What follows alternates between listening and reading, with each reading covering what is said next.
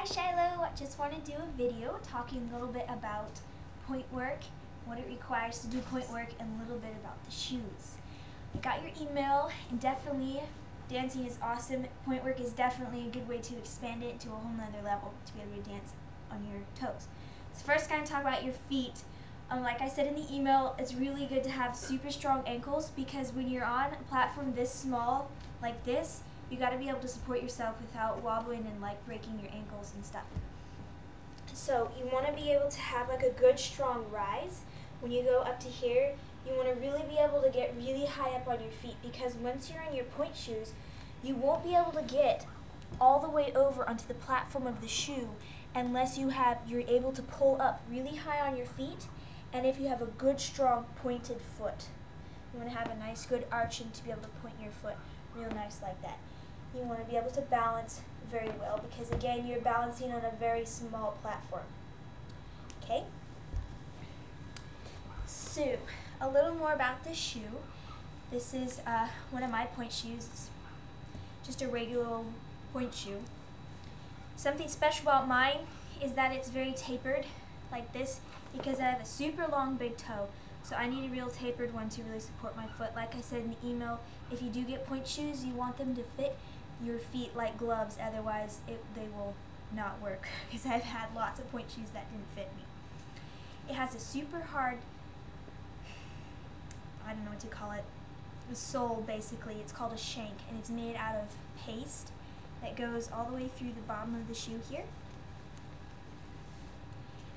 So when you put it on and you go up onto point, you're rising through the shoe and it's super hard, and then you just pop up onto point. And so you want to also have strength to be able to do that as well, to pull yourself up there. You also want to have proper padding. Without padding, there are some people who have perfect feet for point, like all their toes are the same length so the weight is distributed evenly, but I do not have perfect feet for point, so I need special padding. One of the things I use is a spacer because I have a big space in between my toe. If I do not have this in here, in the shoe, the weight will push my toe over like this and create a lot of pressure on this joint right here. So I have to have something to keep it from doing that in between my toe. I also have a lot of pressure over on this side of my foot and on my pinky toe and on this joint right here.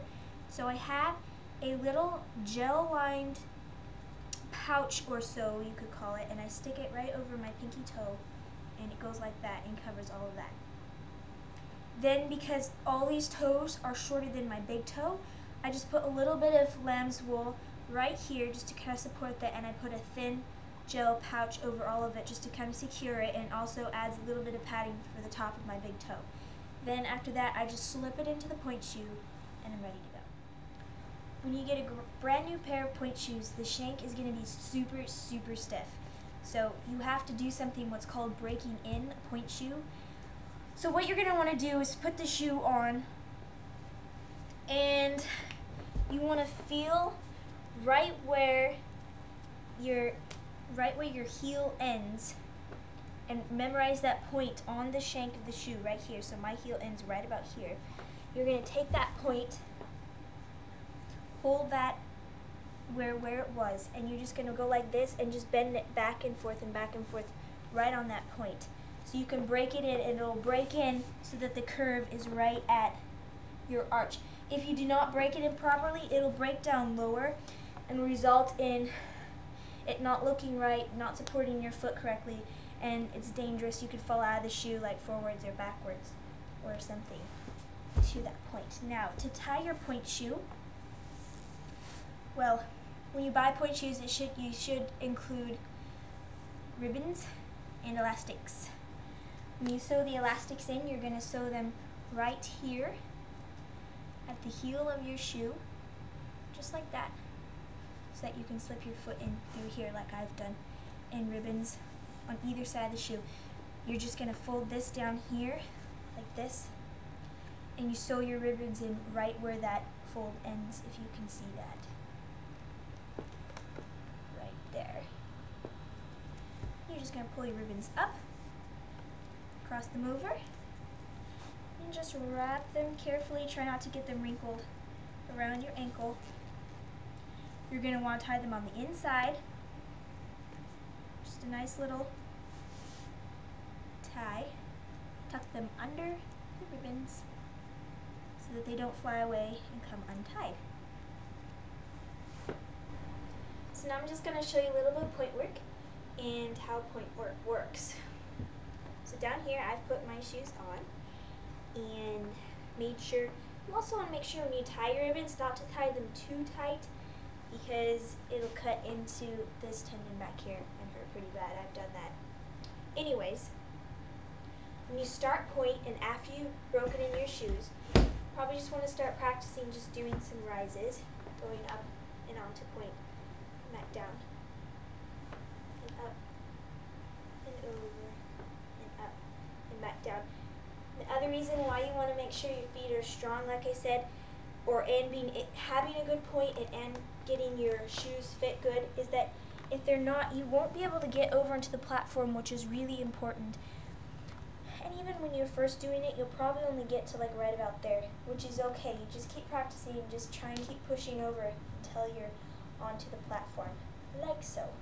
You just want to balance, be really careful, and just keep strengthening your feet. That's the most important thing you can do, is to get your feet real nice and strong. Generally, dancing on point is going to take a while to work up to. You're not going to be able to put on your point shoes and start, doing piqué turns and turning around and stuff. It takes a lot of practice, and if you want to start dancing on point, just follow the tips I've showed you and just work on strength and balance, because if you don't get that and you start doing floor work, like actually dancing, you could hurt yourself pretty bad, because I've tried it and it's not fun. So that's about it. Point work is really awesome. Like I said, it takes you to a whole nother level. So some exercises, you want to be rising and thinking about where your feet are going. This is demi-point, and this would be full point here. And you just want to work through that position, just feeling what your muscles are doing. You want to be pulling up. Think about tucking your butt under and just pulling up as much as you think you're the tallest thing on earth. Just pull up, suck that tummy in, push your shoulders back, etc. And you can do some pliés going into releve, like that.